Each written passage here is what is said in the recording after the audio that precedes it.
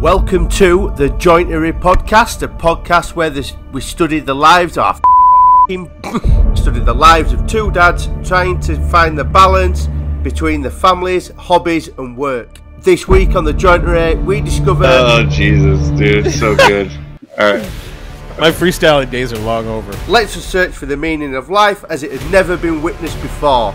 The Jointery podcast. You are fired up today.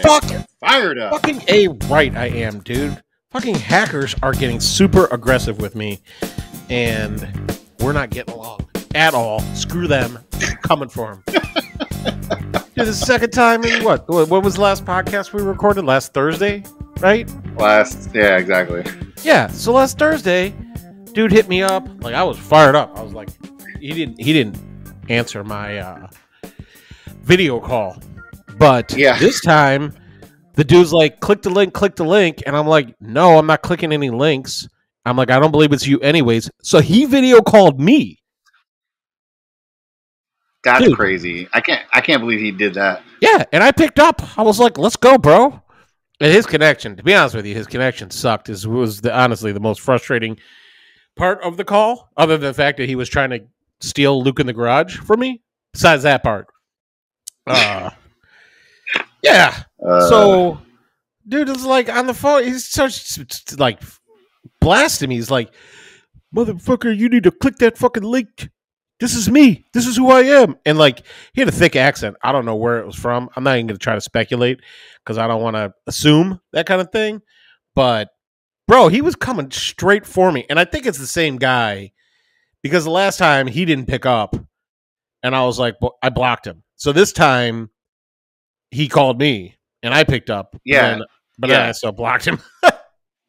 That's crazy that he called you, though. I mean, usually those guys want to keep their faces out of the limelight. You know what I mean? They want to, like, stay hidden. The fact that he went out of his way to call you is just, that's crazy to me.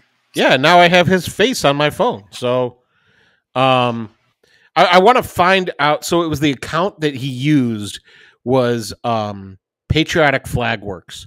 And look, when I think of flag-based woodworkers, right, a certain denim-focused image comes to mind, right? Yeah. Like 80% of your wardrobe might be denim. Like, I'm okay with that, right? Denim shirts, denim hats, denim pants, obviously. Maybe denim shoe covers. I don't know. But this dude was not that guy. So the Canadian tuxedo is what they call it. Is that what that is? Yeah. That's what they call it. Man. Dude, I've never seen a Canadian wear that tuxedo before. So, but I have seen people wear all denim before, and I respect that. Like for the people who like wear like on the same level to people who would wear like Birkenstocks to a business meeting. You know what I mean? Like, yeah. Well, dude, Jay Leno rocked that look for his whole career, man. Just all denim all the time. Is he Canadian? I don't know if he is. That's a good question. I'll have to research that. But yeah, Ben, where are you at with your research? Hold on. I'll Jay Leno that and get back to you? I'm gonna Google that real quick. Hold on. Is Jay? Do you say the words as you type them? Yeah, that's the only way to do it. I thought that's how is Jay Leno Canadian? Let's see. Nope. He was born in New Rochelle, New York, which is kind of like Canada. Yeah, it's close enough. I mean, it's close enough. Very Canadian-ish. So it's like people from Minnesota are basically Canadian. So, and I've been to Minneapolis. It feels like Canada. So I don't know what Canada's supposed to feel like. It's like it's like Canada without legalized marijuana. So. And dipping fries in mayonnaise. I'll never understand that. You Canadians, you crazy people. I mean, I'd like that you think we have any Canadian listeners. We might have Canadian listeners. I don't know. I think we do. I think we have some Canadian listeners. Dude, people have not been really messaging me all that much in the last week or two about the podcast. So either they've gotten so comfortable with it that they feel like they've gotten enough, or they just aren't listening anymore. I don't know. Like I assumed like I would get some kind of Bruce talk going, and that didn't happen either. So I got a few messages from people about it. So I think people are still enjoying it. I think we're on the right track. We just got to keep pushing, man. Keep pushing. We're gonna do this regardless. So wait, this isn't our final episode? This is not our final episode? No, I think we'll keep going. I think we'll keep going. We have done 20 episodes in like a month, so we should probably just, find a pace that works for us. So, jeez, dude. So what's going on with you, man? I was listening to the offcut with Debbie, and she was laughing at how I was like busting your chops about like sentimental value and stuff like that. How you have no sentiment and stuff like that. And Debbie was like, "Do you remember when we were first dating?" And I was like, "What do you?" No, I don't. She's like, a week or like a couple months into us dating, like she moved in with me like right away. Like we did like we dated for like a month, and then she like moved right in. And then so she was at work. She came home. I don't know if I was trying to set the mood. I don't know if I was just bored. I don't know what exactly it was. But when she walked in the room, I had lidded. I had lighted. That's not the word. I had lit all the candles that were in the room. English sucks, bro. Anyways, my English does suck. I had lit all the candles in the room, right? And she came in. And here I am thinking like, oh, this is so romantic. She's gonna come in. All the candles are lit. She's gonna think this is like sexy time. Yeah. She walks in the room and like freaks out. Those were all my special candles. I've been saving them for years. The hell is a special candle? Like, seriously, come on. Special candles, bro. Did you still get some? I probably did. You know what I mean? Yeah, I was gonna say in the early stages of relationships, when like you could say anything and get laid. That was good times. It's like, oh man, that's a interesting looking cloud. It reminds me of sex, and then like you're having sex. Like, yeah, exactly. That shit gets cut off real quick. No, you're right. But we were definitely still in that phase where like, yeah, you just look at each other. You look at each other the right way, and it's on. So I think I got away with it if I remember correctly. But she was definitely not happy, not thrilled. I'll tell you that much. She's like, you burnt my special sentimental candles, but that doesn't mean we're not getting to have sex because we both need it. So you just don't talk during it. I don't want to be reminded of it during coitus. What is it? Coitus? Yeah, coitus. The funny part is I don't remember if I quickly blew them all out or if I let them burn. I don't remember that much. Does she still have those candles? I think there is a couple of them that we still have. Yeah, there's a few what occasion are you guys waiting on to burn those candles? I don't know. I think it was like a scent thing. Like they were specially scented, and I don't know, bro. I'm not a girl. I don't have special candles. Like, is it a scent that reminds her of something? Like, because I know, like scent is a good trigger for memories. Oh, I'm hoping these aren't like candles given to her by ex-boyfriends or something. Each one reminds her of like. Every time you burn that candle, it reminds me of the backseat of a Ford 150 extended cab pickup truck. It's like I've never owned one of those. It's like, yeah, but if you burn that candle, that's where I'm going. Transcend through time. Well, I'm glad I burned all those things then. I want no memories left over. I don't know. The sentimental value thing, like my mom is very sentimental, and I think I talked about it last time. And like, so like I think I was pretty sentimental like when I was younger about things, but like Jackie is like she does not place almost any value at all on things. Like like zero. So like, and I think that like, look, there's parts of her that have for sure rubbed off on me over the last 12 years or something, and and I know the parts of me that have rubbed off on her. I could tell it when she torments somebody. I don't want to know about the parts of you that have rubbed off on her. Oh, dude, it's none of it's good. It's none of it's good. Like You know, it's always shit like, you know, so we were out at the bar and they were acting ridiculous. So I suggested that, you know, like maybe this dude should do something crazy. And next thing you know, he was doing the crazy thing. Cause it's like, look, coming from me, like people don't like, I've got a look on my face that I'm going to try to talk you into some bad shit. Right. Like, yeah, my suggestions are rarely helpful on the first go. But from her, she looks all sweet and innocent. So like when she uses my shenanigans to her power, she has like 100% success ratio. I'm like, oh, like, so yeah. So that you know, that, and I think confronting people is the other thing that rubbed off on her. She'll be like, I was talking, tell this motherfucker. I'm like, oh my God. I'm like, I know where that came from. You know. Oh man, was she like when you guys first started dating? Like, did you play it cool or did you give her the full Luke? I was full Luke right away off the bat because like I had been through some pretty crazy dating stuff for a long time, and like you know, and like so when I first dated her, I was like, oh my God, I'm like, this girl, like she had everything, like she had qualities that I didn't even know I was looking for, right? You know? Yeah. So when I met her, I was like, I just remember in the beginning, I was mostly like, do not fuck this up. Like, just don't fuck it up. So I did everything the opposite of how I was doing things previously. And I was basically like, look, like, this is who I am. I'm like, I really like you. And like, I want you to know who I am because it's too exhausting for me to pretend to be somebody else. I've already exhausted all of my energy just trying to be me. So, so I just told her, and she was like, she's like, I want to know everything, and I told her all of my horrible stories. Oh wow, yeah, and like, so it was funny though because like when she started meeting my friends, and they're like, oh, you know.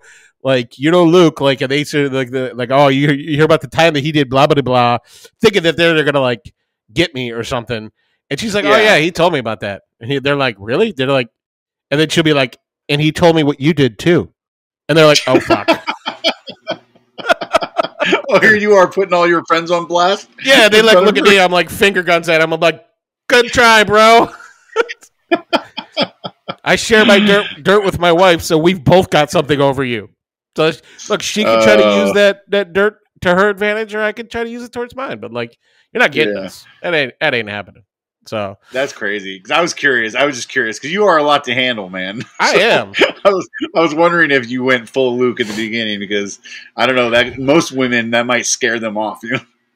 Well, Jackie's a special type of person, apparently. And look, and like I thought there was something. Obviously, I was right thinking that there was something here between us. So like. So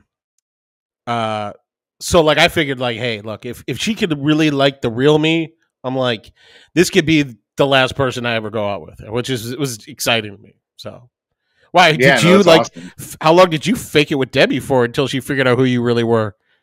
No, I was gonna say the first night we met, I met her at a bar at a show. Like my band was playing, my friend's band was playing. My band had played the night before at the same bar. And so I went and saw my friend's band play. She was there. We met. I came in bouncing like crazy, like, you know, being my typical self. And she, you know, we went back to our house. She came back to my apartment the first night and, you know, we smoked bowls together and talked like basically all night and spent that quality time together the first night. And I don't know. I never really had to be anything but me with her. She's the crazy one, first off, by the way.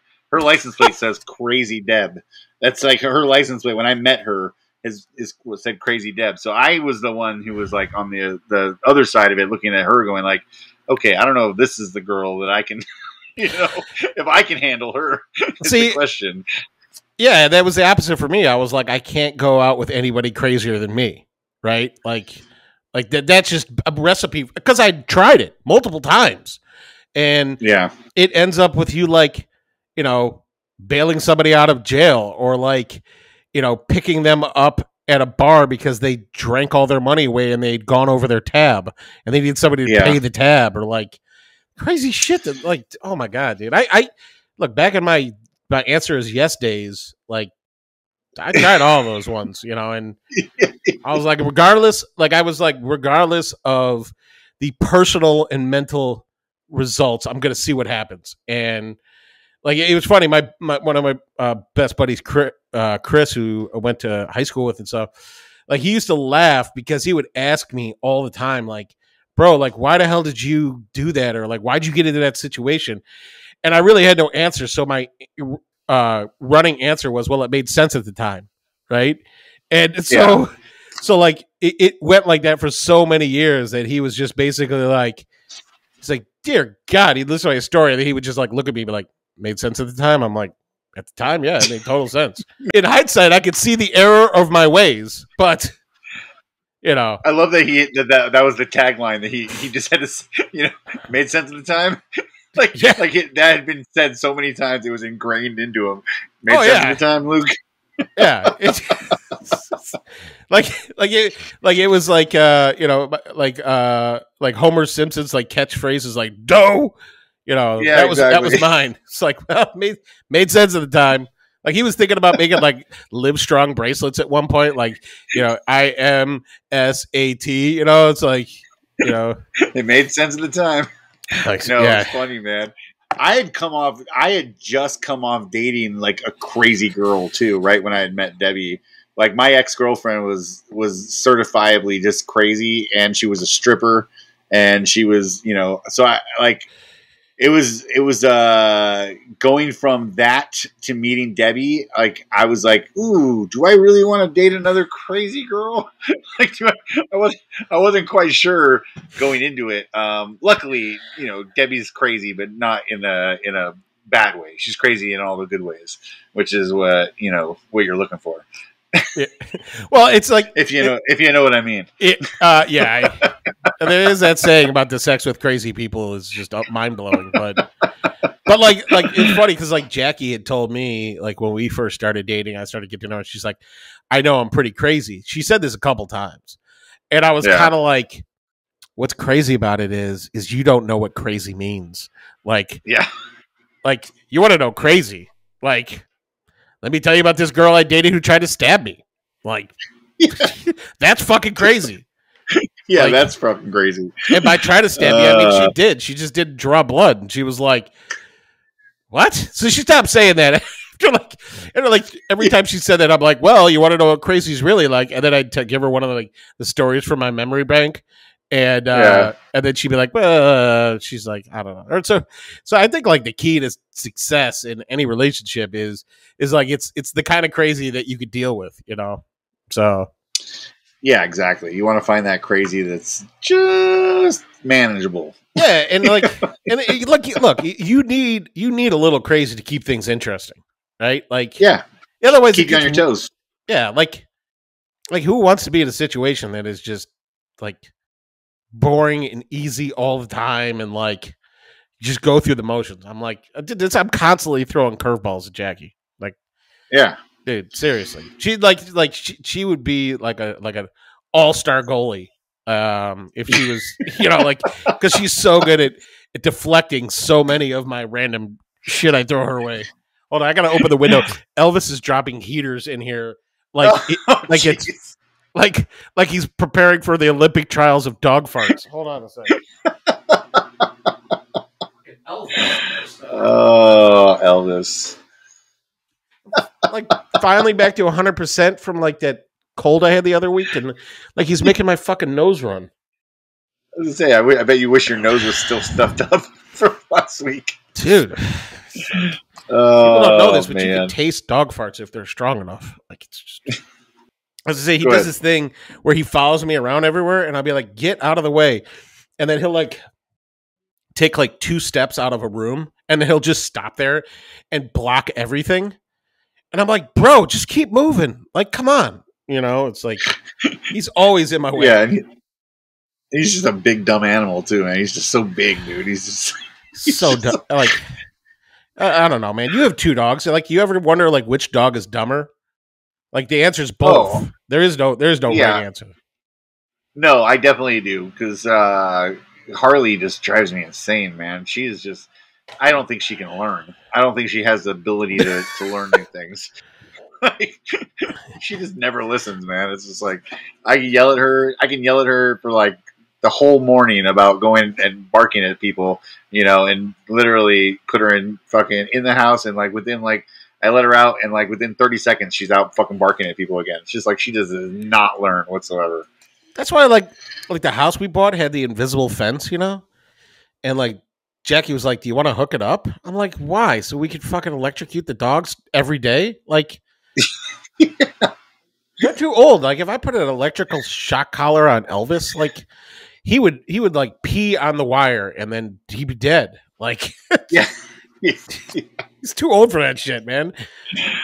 I can't even I can't even get him to have solid poops for like a week straight. So.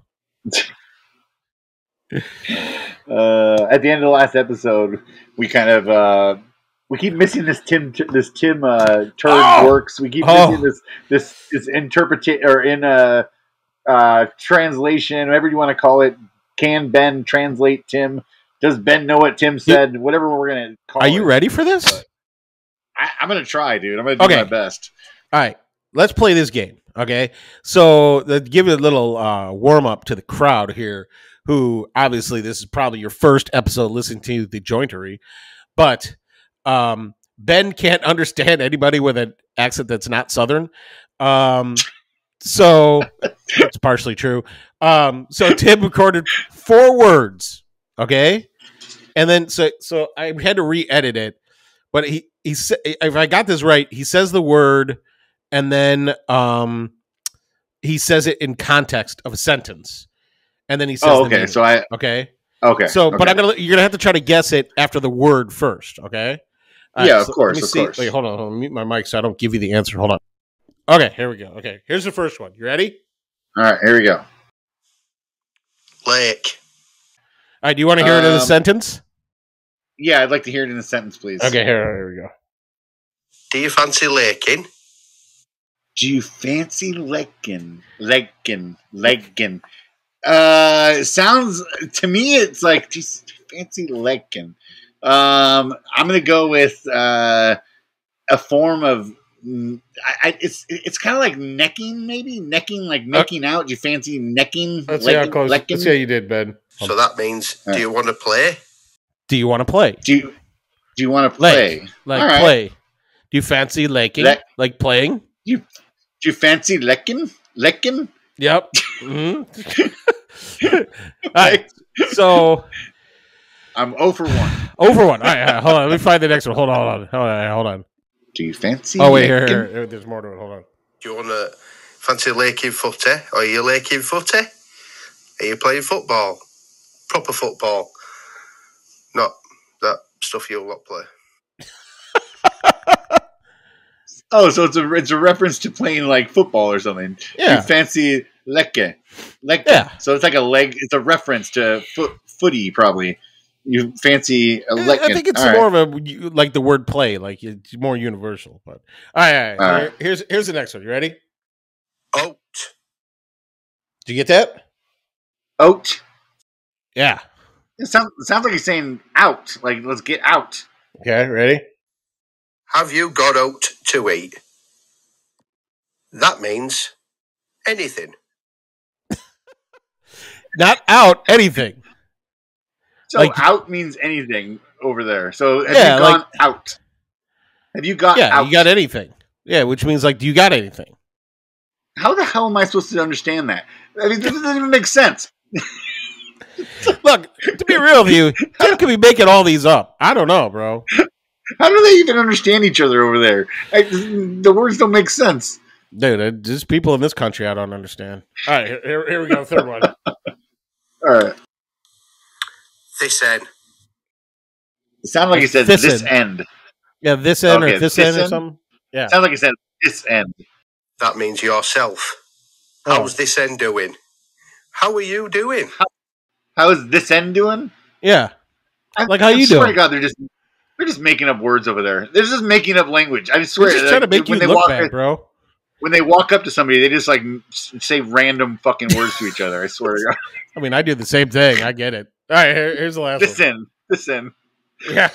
Hey, Ben, I caught you this in yourself. Wait, outing yourself? You been out yourself all day? I'm outing this in myself. Yeah. Out this in. Debbie came home and she caught me outing myself. Dude, I'll be honest with you. He sent me like a whole bunch of them, like when I first started getting to know him. Yeah. And he has way better ones. Like the ones he sent me, I'm like, you're deliberately trying to make this hard. I'm like, so, but I'm going to get him to send us some more because, I mean, he's friggin' hilarious. I love that guy. So. I can't. Dude, I would be completely lost over there, man. If they started talking to me over there in England, I would be just fucking lost. It's much better than going to like Mexico, where like my Spanish is bad, but like there's the speed of which people in Mexico talk is much faster than my ears can listen. So like if you just slow down the words, it may sound like how like people will like think if they just talk slower, like even though that someone doesn't understand the language, maybe they'll understand. I'm like, do you understand the words that are coming out of my mouth? Like if I just said nobody understand the words coming out your mouth.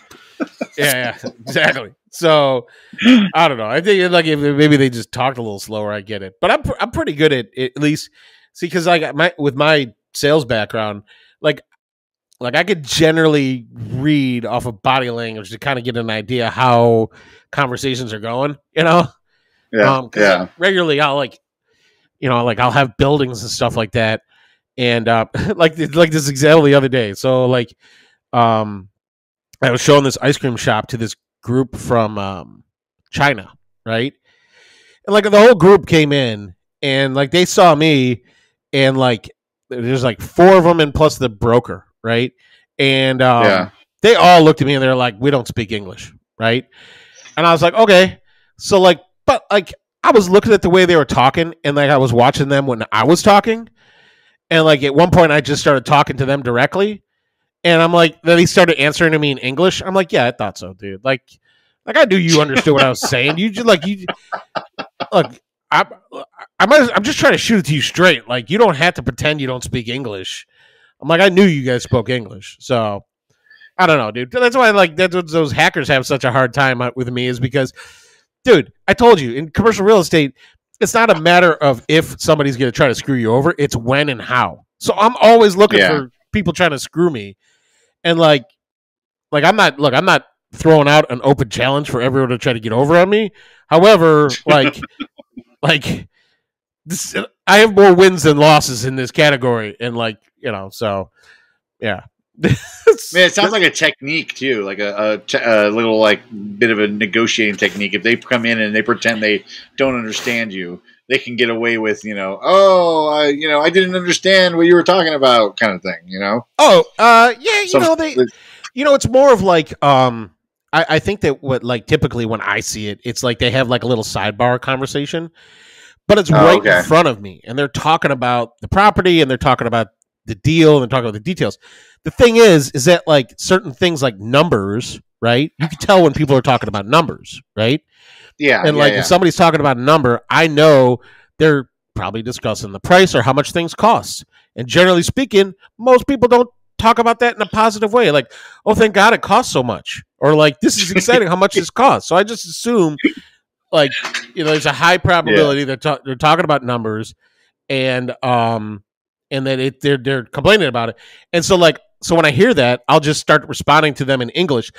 And I think it confuses them, and they're like, so he knows enough about what we're saying that there's no point in talking in another language, right? Like, so, like, let's just quit that game out. Because, like, I'm like, look, you guys can scheme and plan all you want to, but, like, still, like, at the end of the day, like, the deal's going to get done, we're not going to, like, fall into a trap because you had to sidebar in another language. Like, I mean, like, dude, I used to work at a Hispanic radio station where everyone was speaking Spanish all day. And like, dude, like, you know how people complain about their bosses, right?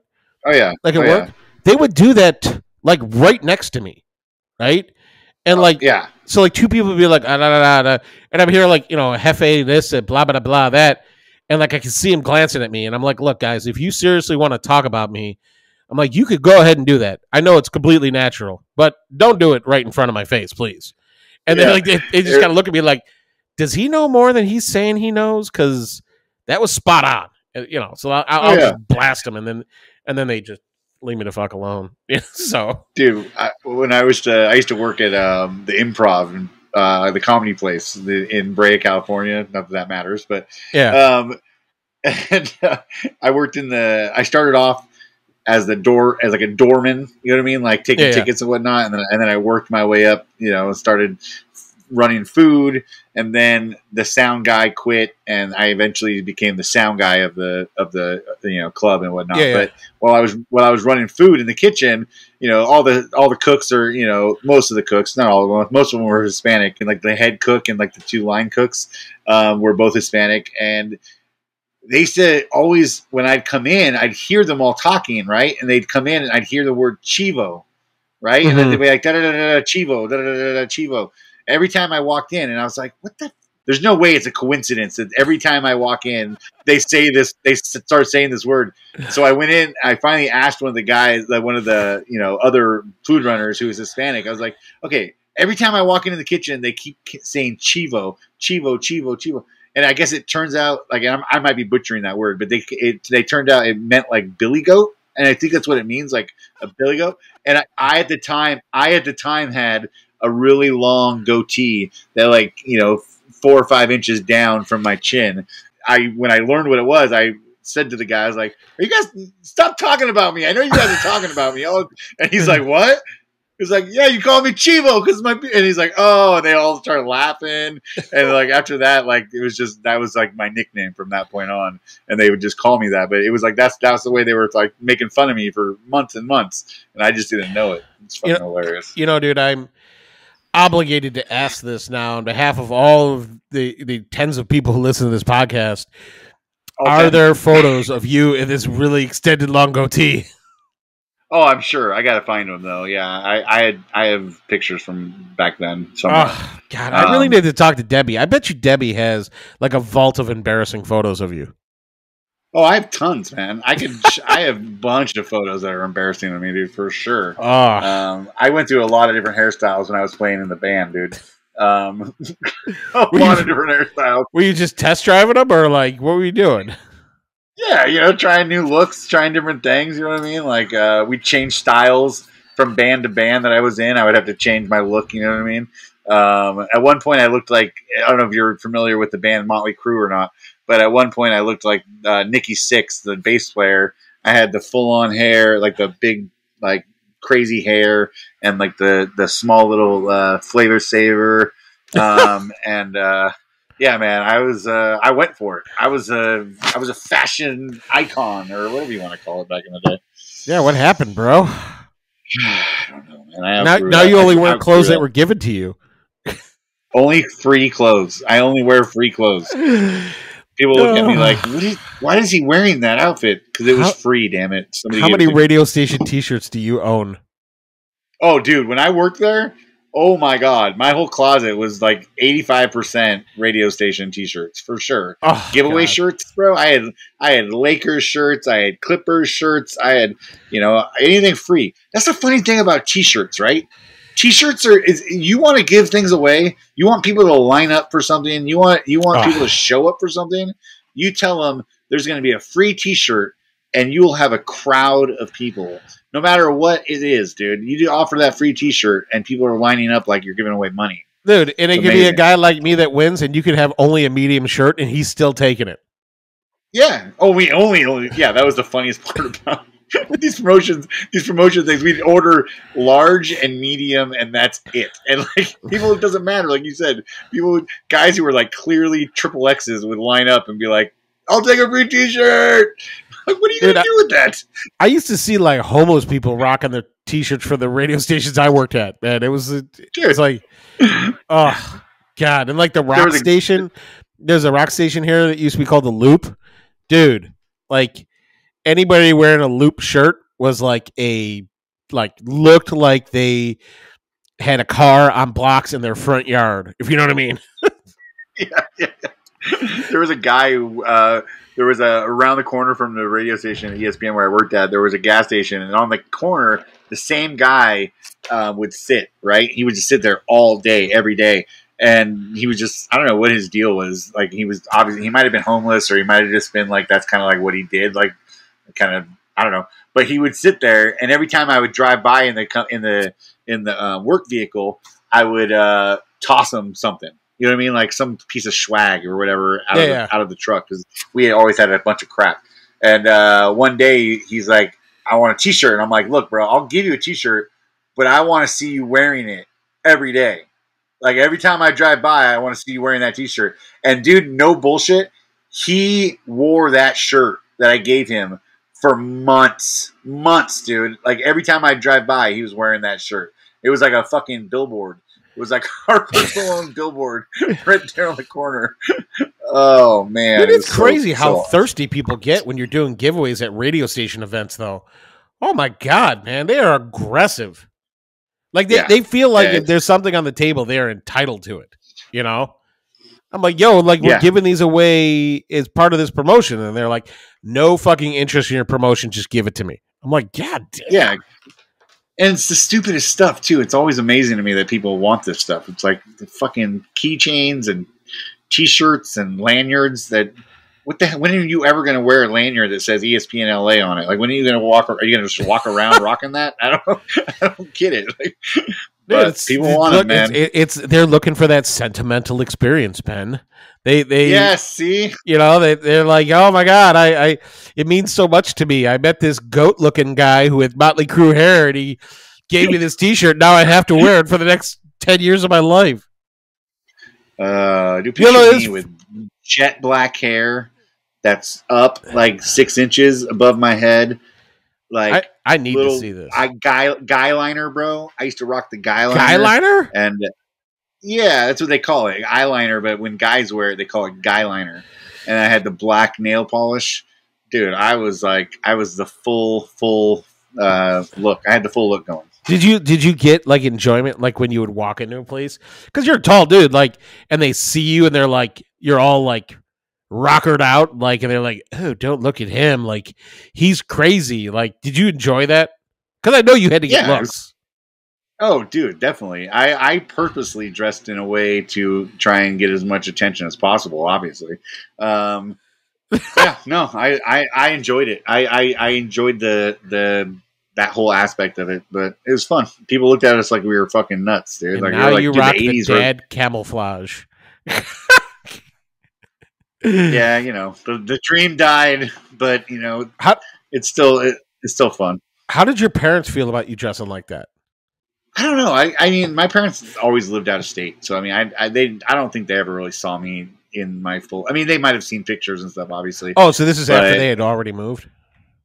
Yeah. This was like wait, but you still like saw them for holidays and stuff like that, right? It's not like when they moved. It's like, did you not see them for years? Yeah, I would. You know, my parents when they moved out of state, I didn't go back for holidays and stuff and visit and stuff like that. No, I didn't see them for quite some time. Really? When's the last time you saw them? When's the last time I've seen my parents in person? In person. My mom came out last year, in the summertime, and it's been I don't know. 2 or 3 years since probably COVID before I seen my dad in person. Before COVID, were you seeing him more often, or has it always been like they would come out like once a year to visit from Michigan? Okay, but yeah, that was pretty much it. We'd see him like maybe once a year. My dad's at the point now where he's not flying anymore. He told me straight out. He's all, I'm never gonna fly again. So, he just doesn't like flying, or he doesn't like flying, and he's a big guy, so it's like it's not comfortable for him, and he's got bad knees, and so and that's he's a long way, I'm not gonna, that's a long way to drive for them. Yeah, no, he said though when he retires next year or a couple of years from now, he said he's going to try and do like a RV kind of thing. Yeah. And get my mom to travel that way. Because he still wants to go do stuff. He still wants to come see us and visit and stuff, but he just flying's not an option.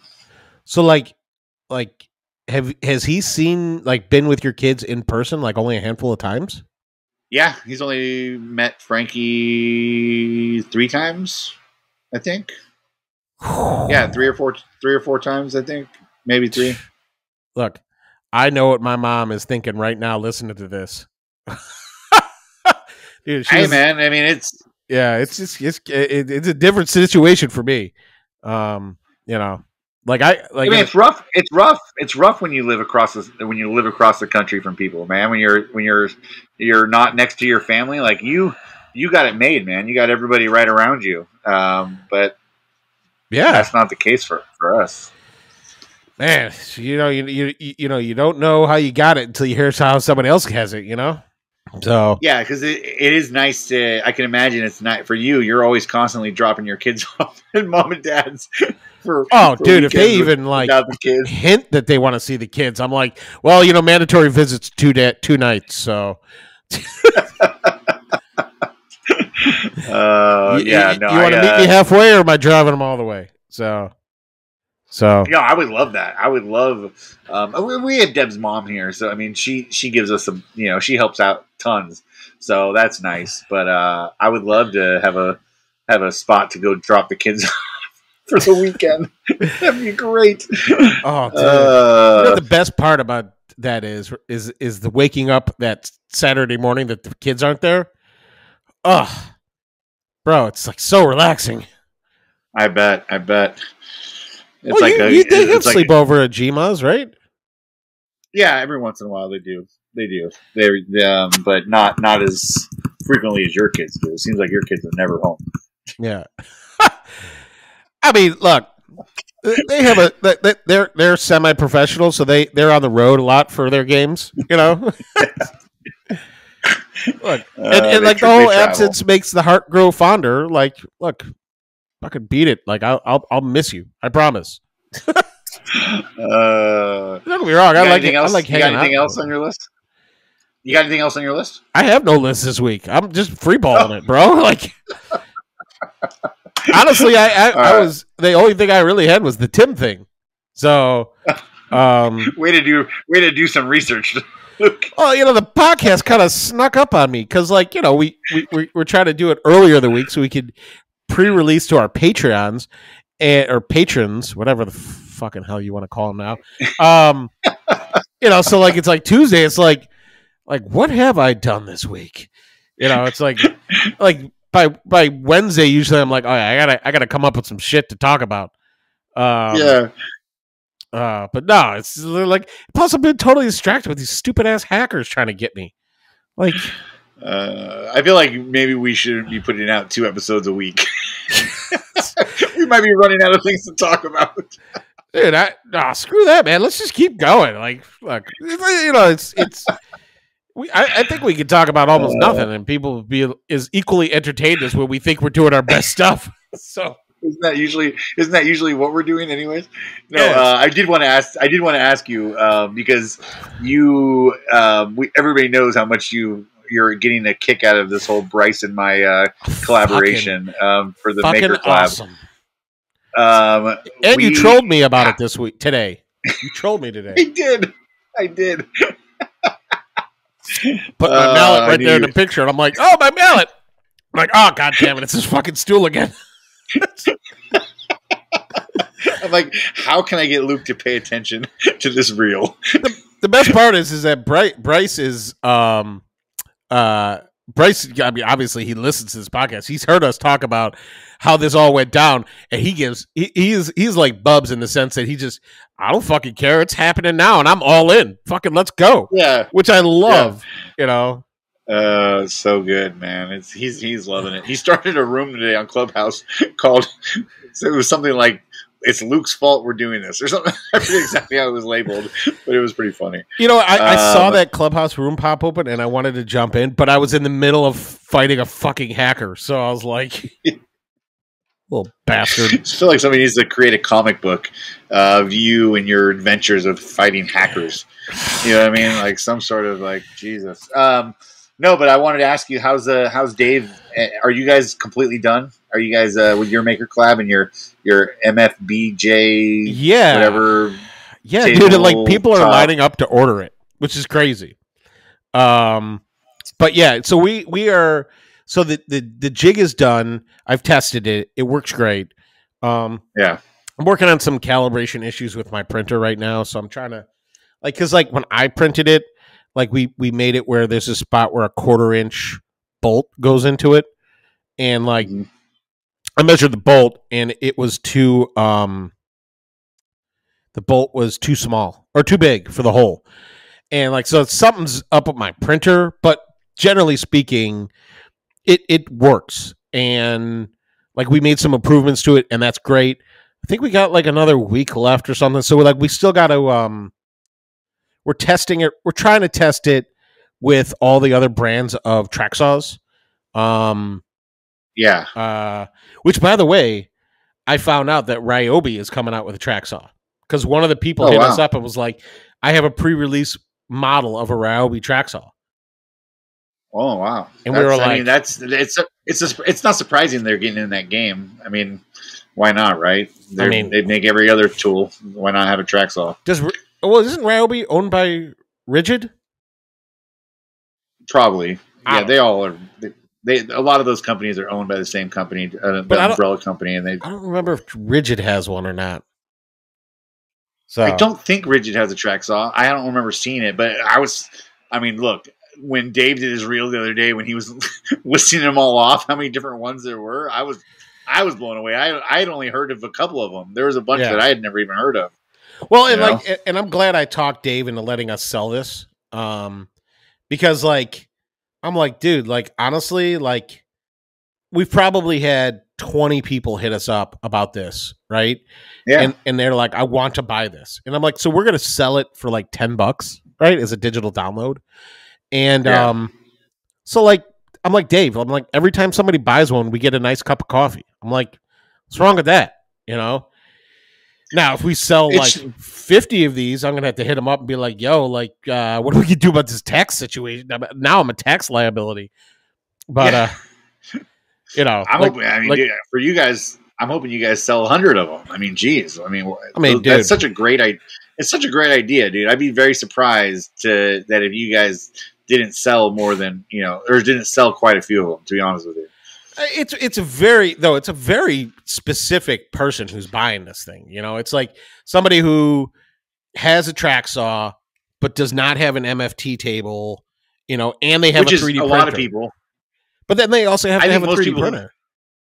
Yeah, but I think most people who have a track saw probably don't have an MFT table because MFT tables they're pretty specific to a certain job. You know what I mean? But I think more people have track saws for using them for all different types of things. So, the likelihood, I think, is more likely that they have a track saw, not an MFT table. So, I think in that sense, it's the factor of if they have a 3D printer is more the deciding factor. That's just my opinion. Yeah, and there's this guy who has a 10-minute workshop. I don't know if you follow him on YouTube or not, but he's been working on developing his own cheaper version of a MFT table or something like that. Yeah. And so I messaged him and I was like, cause he's been testing the same kind of thing. Cause there's this company called Bench Dogs UK who, makes a track saw accessory that keeps your track 90 degrees to whatever you're cutting.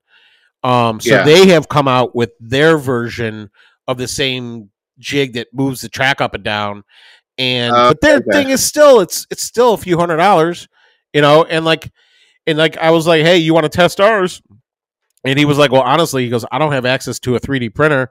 He goes, and I'm making my own. So he's also making one out of, I think he said he's making his out of plywood.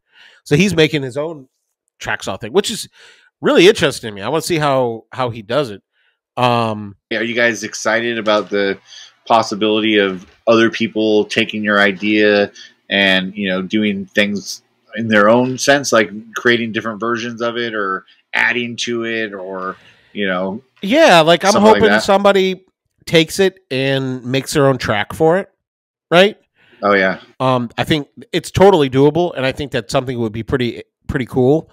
And then I think that like I talked to Dave and I was like, man, honestly, I'm like, if you made your own track, right, you can, because one of the ones that we're making it for is for the Craig system, right?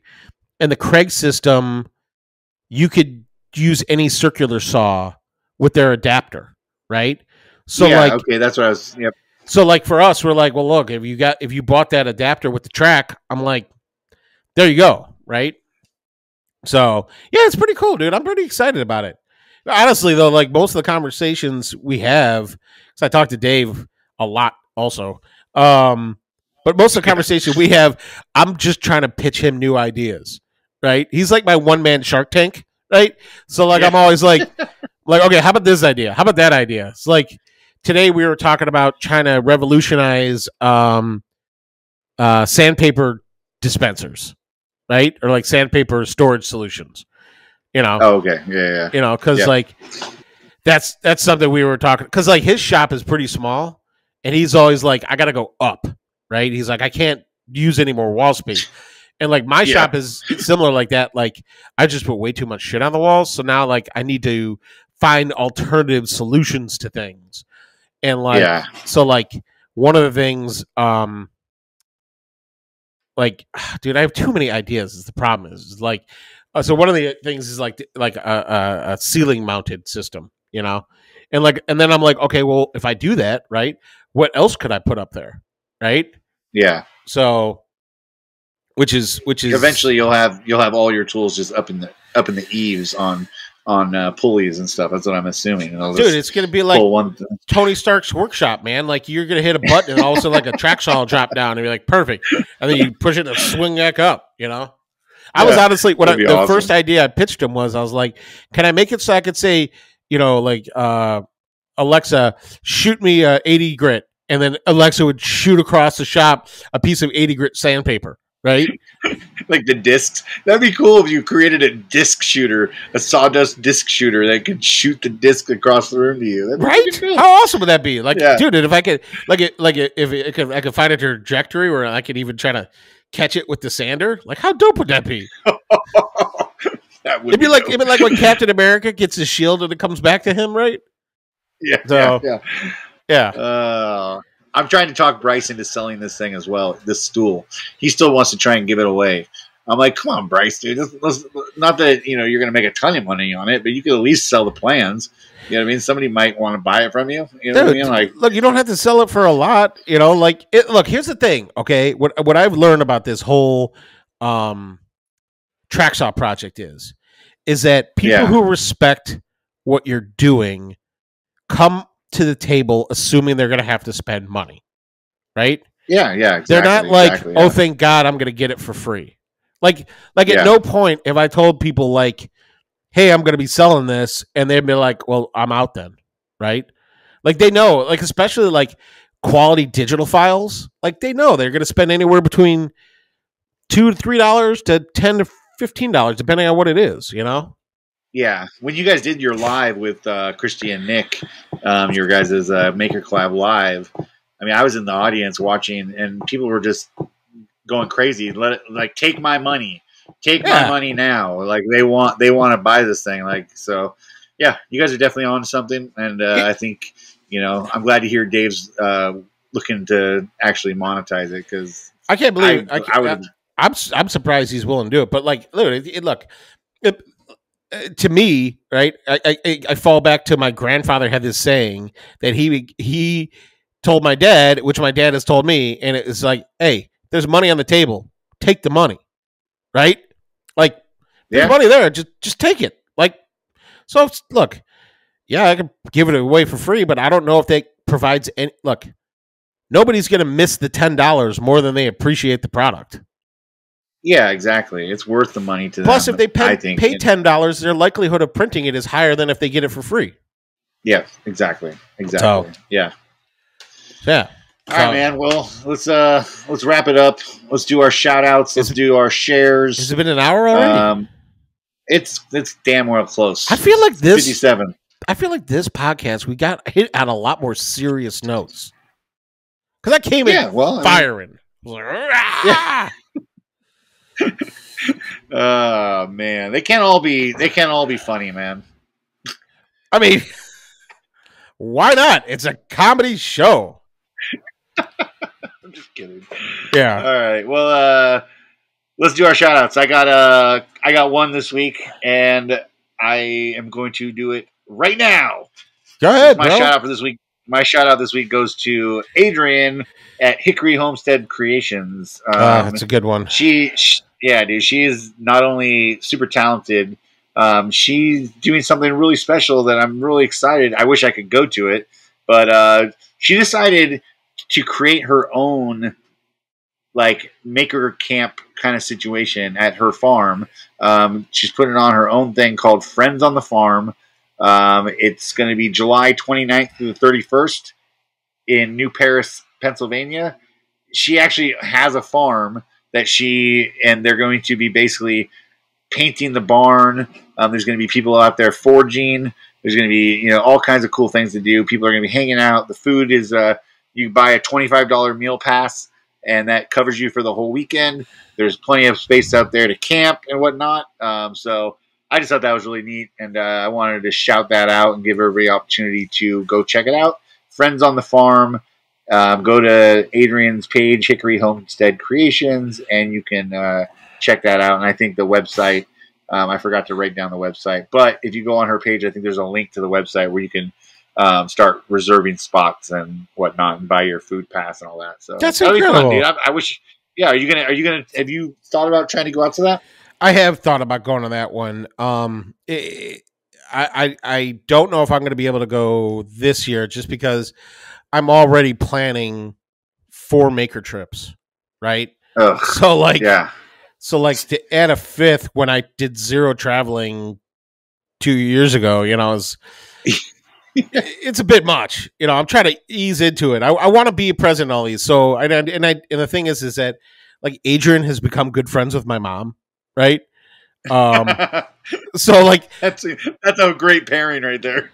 That's a great. It really is. Like my mom convinced Adrienne to get into mosaics, right? So it's like, and like Adrienne's been working on this piece, and my mom's been consulting her, and like it's gorgeous. It's like, yeah, it was awesome. I should have mentioned that.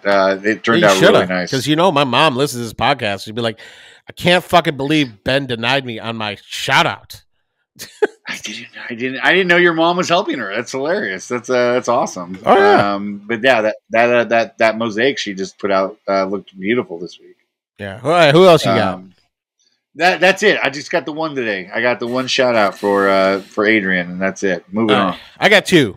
One is my good friend Alma from Pink Soul Studios. She just hit 20K. We have the same exact hair. She's your doppelganger.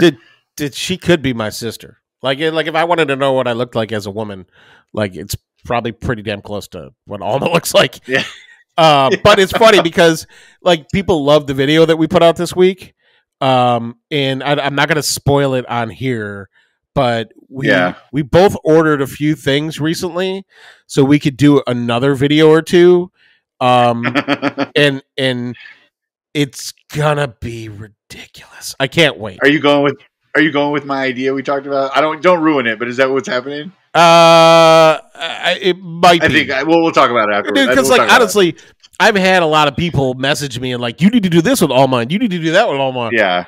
And like a couple of them, I was like, holy shit. So probably I'm using your idea. And then the other shout out is Cory Stanley from, I want to make sure I get his account right. Odyssey, where is he? Odyssey Stan something or other. Yeah, it's wait, hold, I got it right here. Odyssey_Stan. There it is. Really nice dude. And he made this really cool, like he saw my sledgehammer and he was like, that gives me an idea for a table. And he made that table with like the 2 axes or 4 axes, and the tabletop goes on it. But when you're not using it, it hangs like a shield and axes. It's really cool. And like then he bought like a gigantic production quality CNC, like a Phantom one, like a 4x8. Yeah. And then now he's been working on making axes. So he bought this whole thing, and I'm like, what are you going to do with it? He goes, he didn't even really seem like he had a plan, but he's like, I'm going to make these medieval stuff. And I'm like, dude, this guy is going to blow up with these products, right? And so Odyssey _ Stan, really nice dude, and he is making some really cool nerd themed stuff, which I love the nerdy stuff. So yeah, and those tables he's had, as far as from conversations we've had in Clubhouse and whatnot, I think he's already sold some to some restaurants, some axe themed bars, some like throwing axe. Axe throwing bars, and he can flat pack these things and ship them, dude. He's a smart guy. So yeah. Speaking of axe throwing, dude, are you interested in doing that at all? Have you ever done it? I have done it. I'm really bad at it. Oh, okay. Well, that's not surprising. I'm more into athleisure. But no, I've done it, but I would do it again.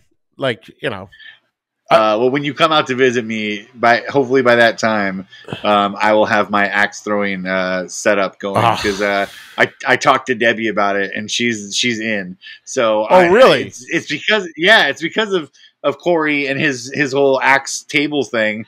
Recently on Clubhouse, when we were talking about it, I was thinking, and we started talking about axe throwing, and then it made me think like, damn, dude, that would be so much fun. And it's not. I mean, what is it? It's a freaking target that you make out of 2x4s and whatnot. Yeah. And you only need it's only a 12-foot throwing distance, so it's not like you need a ton of room. So and we have plenty of room in our backyard. And I was just telling Debbie, I was like, that is something I would be totally into. And the axes, I Googled, you can get a set of axes for like $30. You know what I mean? Shit. So like, dude, man, I was like, this is a cheap way to kill some time, and it sounds like a lot of fun. So axe throwing, and I'm almost thinking about making an axe throwing course in my backyard because I have enough room. So I'm thinking like a little 9-hole course, like a frisbee golf, but frisbee axe. Yes, dude. Dude, that'd be awesome. I can't wait to see your kids chasing each other with axes, and they'd be like, Frankie, stop chasing your sister with the axe. I'm going to assume that's what you say, because you probably have me muted, but yeah. Yes, that's the plan. It's going to be an axe throwing course. I have dreams of this whole side of my house over on the other side of my garage that I have room. So I'm thinking pizza oven, axe throwing thing, little patio set.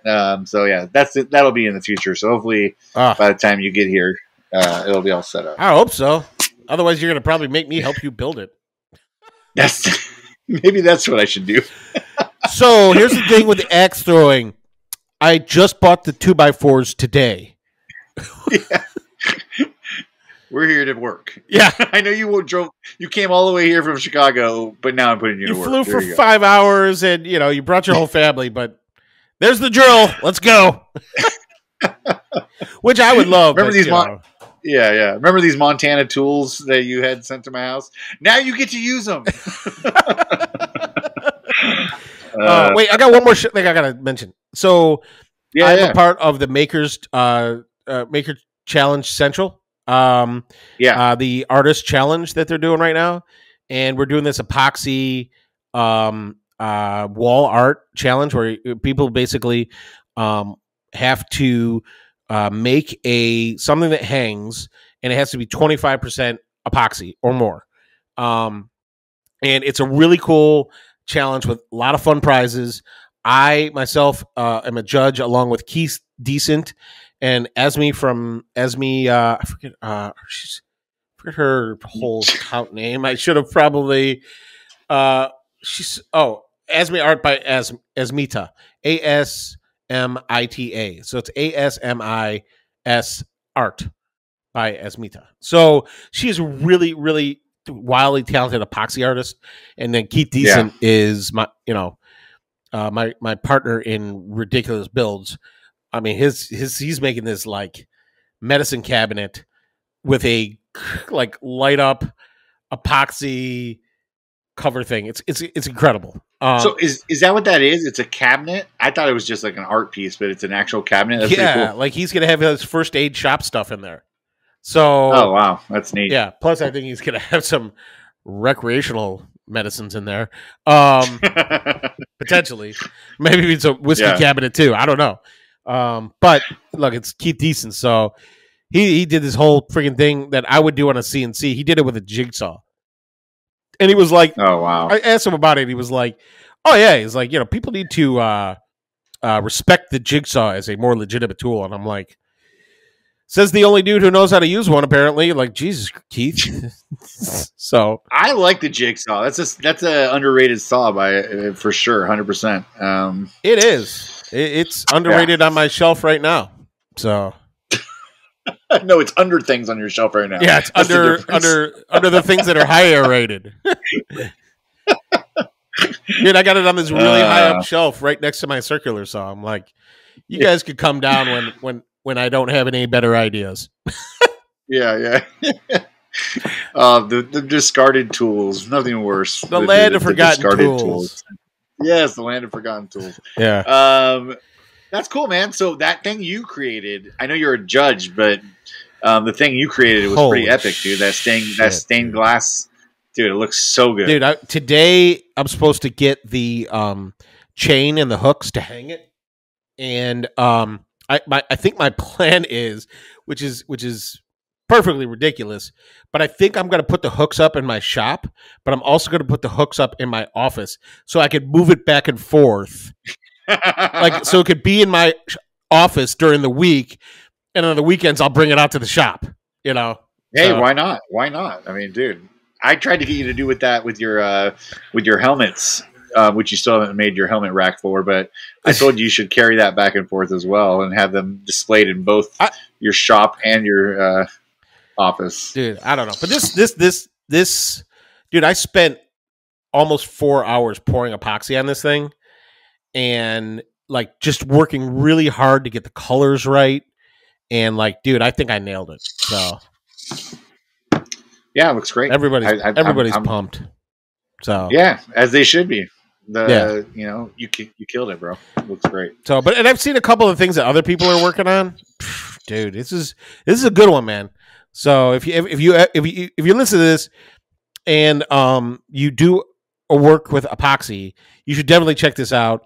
If you need a discount on the epoxy, you can use the code Luke. It'll get you 10% off on Illumilite epoxies. And yeah, it's going to be dope.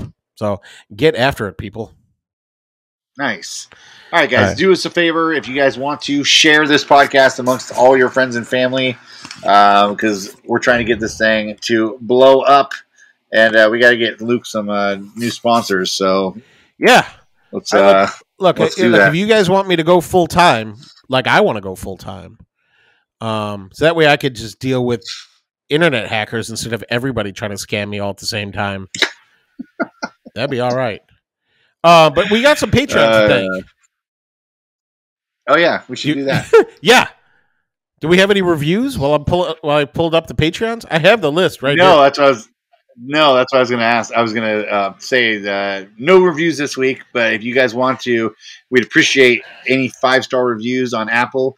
And if you leave us a 5-star review on Apple, we'll read it live here on the podcast. And go over there to Spotify and leave us some 5-star reviews over there as well. And we'd really appreciate you guys. Hey, look, it's like getting the benefit of being a Patreon without having to pay us.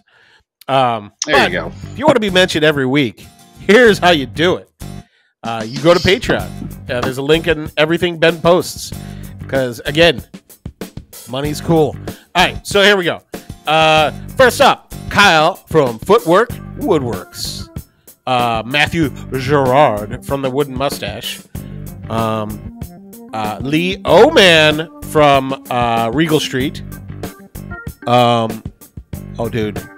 I just saw, I haven't ever paid attention, but the his email address on the Patreon is pretty funny. It's clearly a don't bother me email address. Mike Holmes from Broken Lead Woodworks. I don't know why, dude. I've looked at this list every single week since we've done this podcast. and I never really looked at the email addresses. My mom used a bogus email address too, so it makes me feel better. So wait, Big Mike Holmes from Broken Lead Woodworks, Dave Work of the Rustic Joy variety, my mom, Elise Gelman, Tim from Turg Works, which, by the way, I've never asked him what Turg means. Probably is like British for jerk works or something fun. Yeah, something. Yeah. Dave the Thriller Miller from D Miller Designs. That guy could make turning on his router seem exciting. Yeah. And Billy Estes from Simple Wood Co. Thank you guys for continuing to support Ben and my shenanigans. Yeah, dude, we really appreciate it, guys. Yeah. Like Luke said, if you want to be a patron, there's a link in the bio of every episode. Go there and click it and join this shit show that we call The Jointery. So, yeah, 5-star reviews. Please share with everybody out there, guys. Give it to people. Just spam them. Spam them this podcast. And then also, that's it. I think we're done. I think so. I think you're already checked out. You're working on emails or something. Well, no, I keep waiting to see if that dude's gonna like hit me up from another account. You know, this hacker. I'm like waiting for him now. Like he's gonna hack some other maker, and then he's gonna come right after me, and then I'm gonna be like the next time I'm just gonna send when he's like, "This is me," I'm gonna just send him a picture of his face and be like, "You mean this is you?" So. I want everybody out there listening to start trolling Luke. Start sending him spam stuff about hackers. Dude, I will block everybody. Dude, look, look, I have no shame about blocking people. I will block people instantly. Like, if it smells like anywhere near one of Elvis's farts, I'm blocking you. It's like, I don't got time for that. I'm surprised you still follow me. Anyways, dude, don't worry about it, man. I never see your posts, so it's not like I feel like I'm following you. It's fine. I know. It's perfect. It's perfect. That's why I added that mouth today, just to troll you. Yeah, that's how you get my attention. Maybe if I have something of his in the video, he'll actually pay attention. That'll help. Maybe, look, all right, guys. You want me to rap my way out of this? Could you wrap us out? Yeah. Well, this was a fucking joy, but we got to go. Motherfuckers keep paying us or we got no dough. And if you think we're crazy off the walls, all you gotta remember is balls, balls, balls! Take it away, Tim!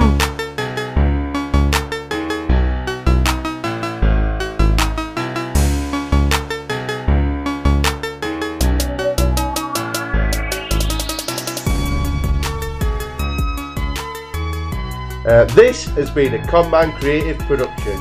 Text us anytime at 908-768-2664 or send us a message on our Instagram, The Jointery Podcast.